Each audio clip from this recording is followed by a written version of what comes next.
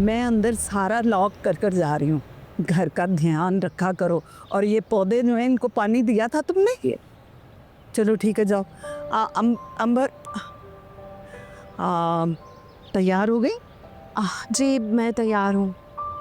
अच्छा, तुमने अपना बैग तैयार कर लिया? जी मैंने पैकिंग कर ली है।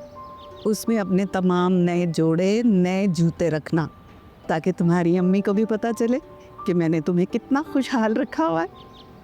जी मैंने सब कुछ नया ही रखा है, मैं बस अपना बैग पैक कर कर ला रही हूँ। अस्सलाम वालेकुम मम्मी। वालेकुम सलाम। आप लोग बड़ा तैयार खड़े हैं, कहीं जा रहे हैं क्या?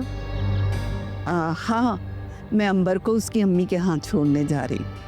उसका भी जी चाह रहा था अपनी माँ से मिलने को। लेकिन अम्मी वो हसन की गाड़ी तो बाहर नहीं है, आप कैसे जाएंगी? कोई नहीं, हम किसी